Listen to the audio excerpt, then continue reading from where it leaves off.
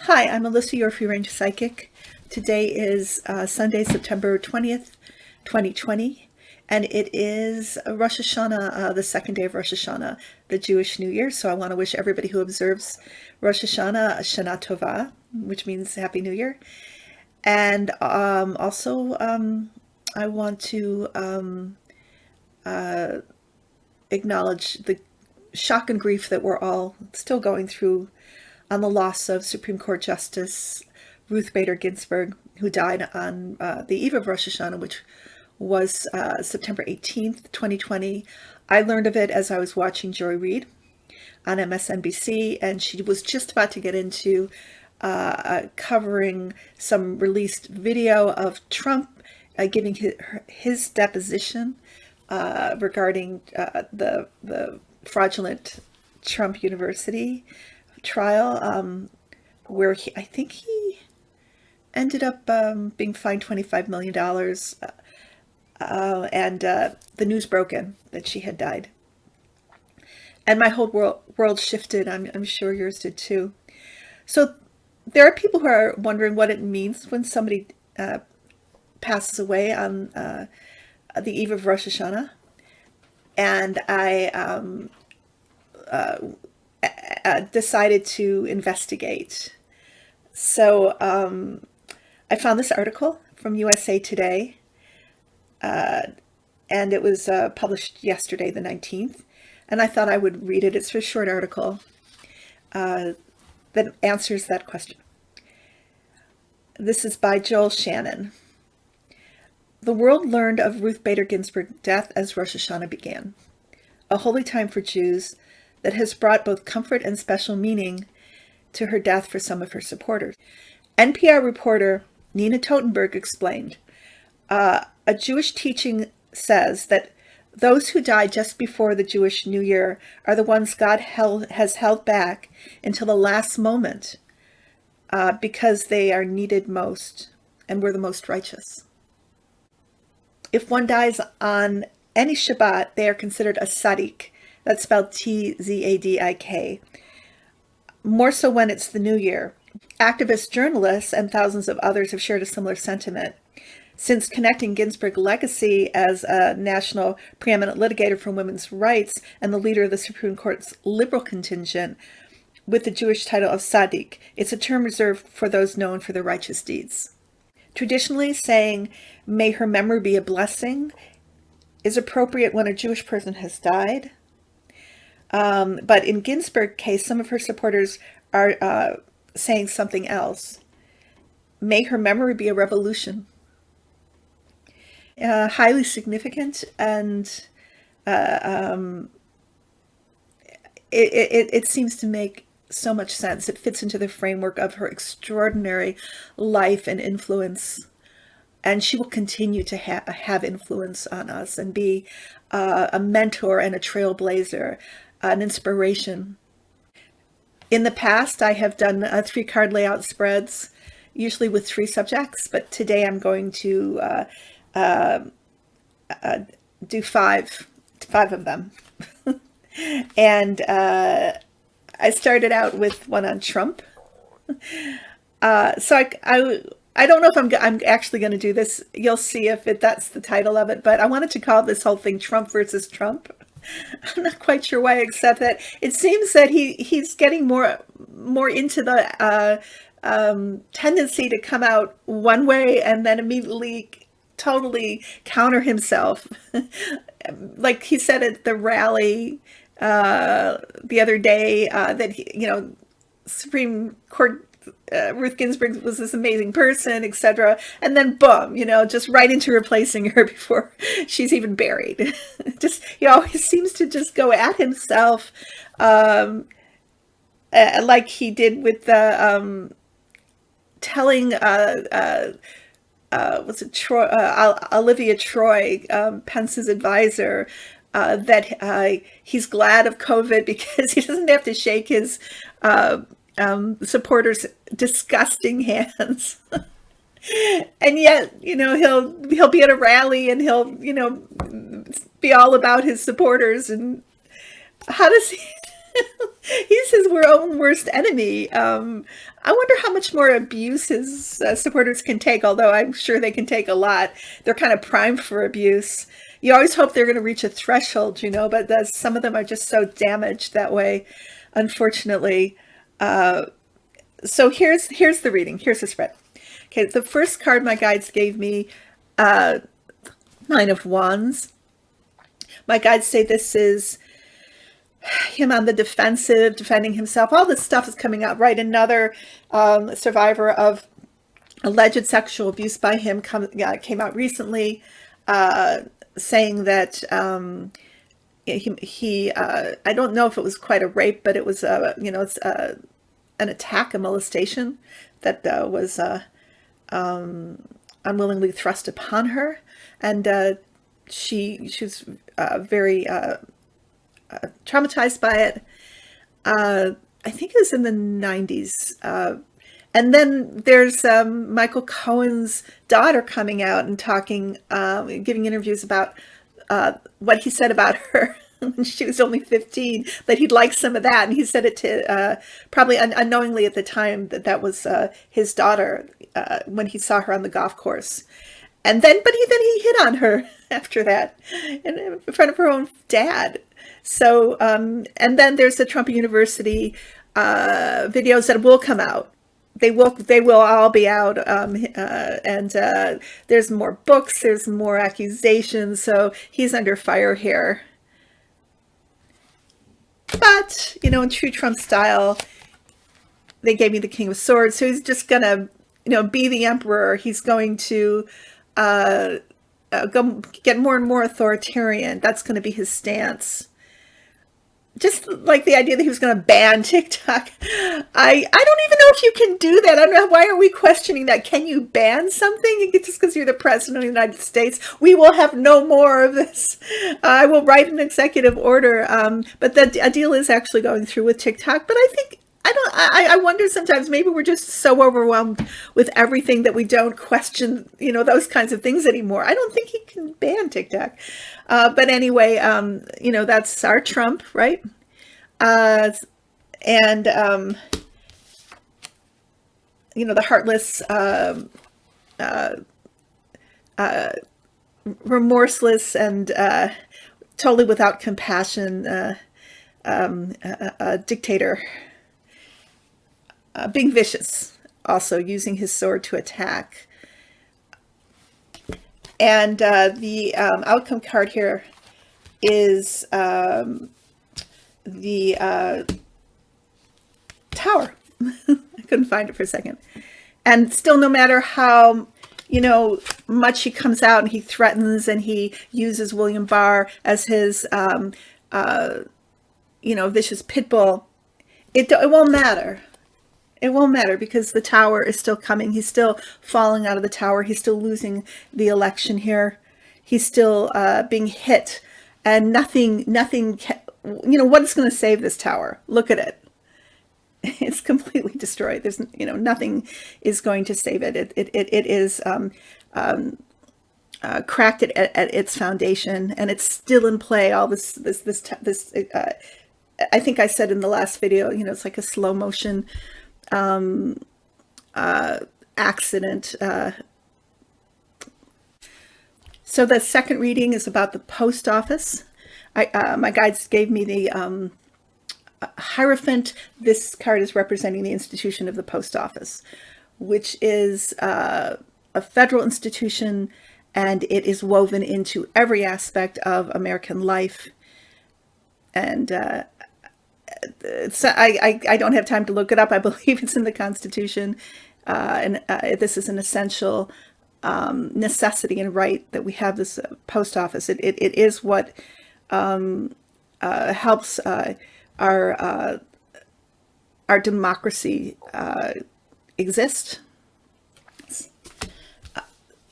The next card I got was this is DeJoy, of course, and Trump trying to bring the post office down because the post office being essential for our democracy, and the way that the absentee ballots get delivered, they just see it as an enemy. that is going to be one of the things that is going to cause Trump to lose the election. But also, the GOP has wanted to destroy the post office as a public service for a long time. This has been coming for a long time. And this is just, they see this portal of time where they have access. Here you have a Republican president, and you have who's ultra right wing, and then you have an ultra right wing Senate, and this is the time to bring it down. They've been wanting to do this for a very long time, years, and here they go. They're gonna go for it now. You can see this is McConnell also. The outcome card, though, however, is 6 of Wands. So this is not, they're not going to be successful. This is a post office surviving, and not only surviving after this vicious attack, it's bringing attention to how important the post office is, how important it is to keep it public, and stop the encroaches that have been made over the years before Trump, probably since Reagan, on privatizing it. Instead, now we're really seeing the value of the post office, and it's going to bring in major support, and the post office is actually going to improve, and the workers will make more money, and so this is a post office actually coming out better, and we really do now value our postal workers and our postal service, and understand how necessary it is to keep our democracy going. The next spread is on the election. So the first card my guides gave me, 5 of Swords. This is the fight. This is between, the Democrats and the Republicans, and the voters in choosing sides. And this is also each side struggling and fighting to either, let's say this guy's the Democrat because he's in blue, keep our democratic institutions intact so that we can have a fair vote. Then these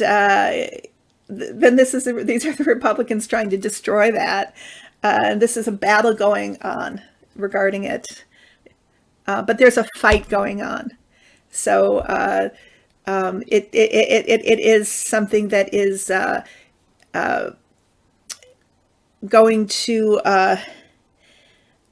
continue, but at least there's this fight going on. At least it's not going on behind our backs, and the more time elapses, the closer this election gets, the more we as a people are going to join in this fight, support this fight to have a fair election. The next card is the 10 of Pentacles. I believe this is actually, money coming in for both sides, but also I think this is representing the actual election itself and the result of that election. The Wheel of Fortune. So my guides say this is the changing of the guard.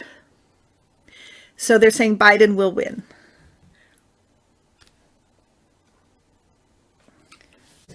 The next spread is on William Barr, represented by the Devil, dark entity energy, Putin, Trump, the Koch brothers, the powers that be that want to bring about the fall of democracy and institute ultra right-wing conservative values, and take away the people's power, institute the rule of the wealthy, the 1%. And this is William Barr coming out on the attack. He is Trump's Roy Cohen, and he is even going further than he probably should. I don't even know what the wisdom is of his coming on CNN other talk shows and saying that a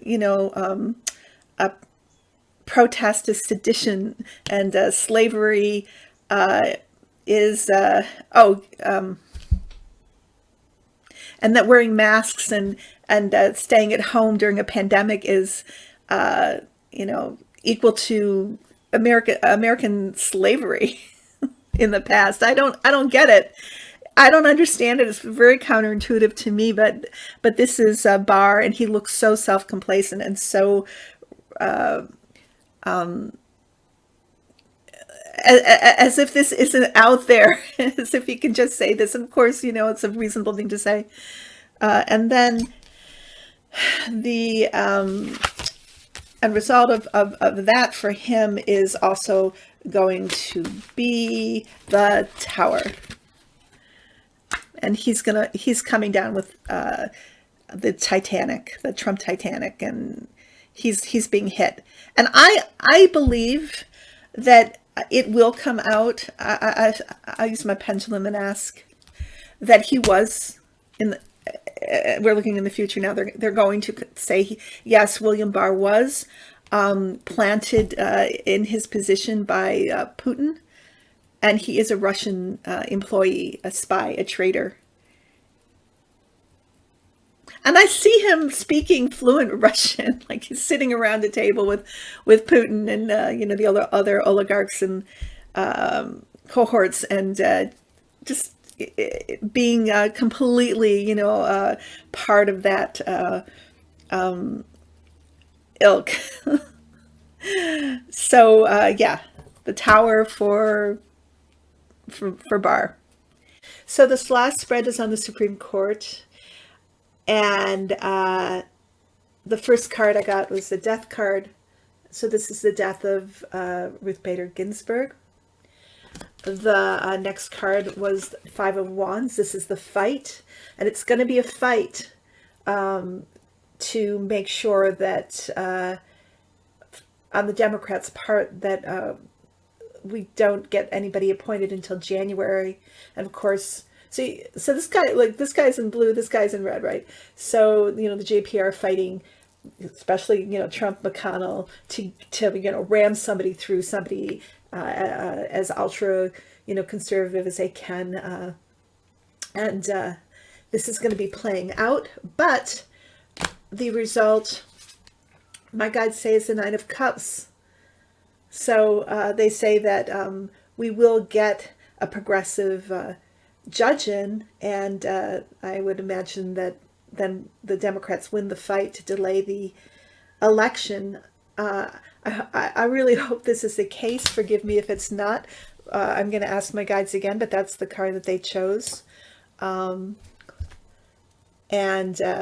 however that transpires, it's going to be okay. Are there 9 justices? Yeah, because this is the Nine of Cups, right? So that would represent the Supreme Court and a good solution.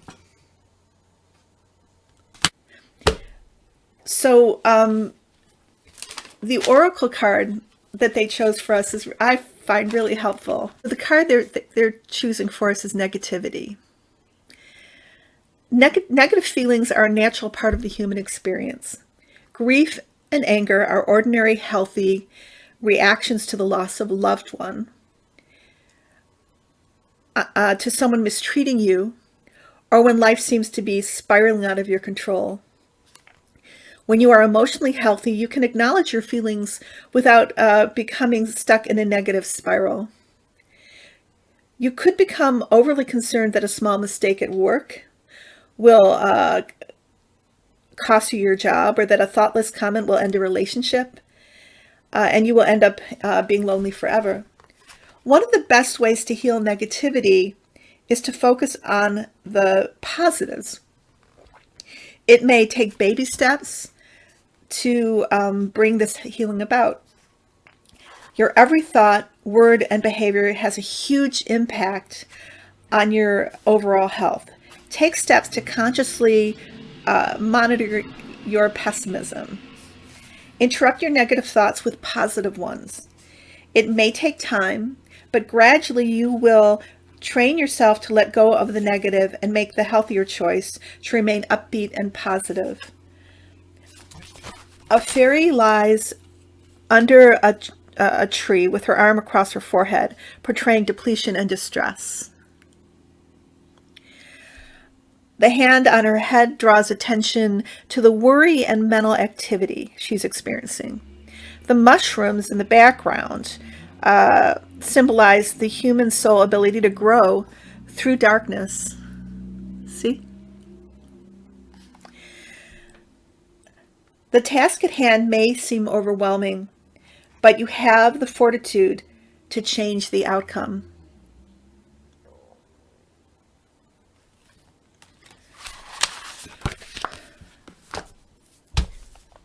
At this point, I always remind people I am available for personal readings, past life readings, anything in the present. I'm a medium. I can help with my guides cross people over if they haven't been crossed. I can help you get in touch with people who've crossed over. And I love to introduce people to their guardian angels.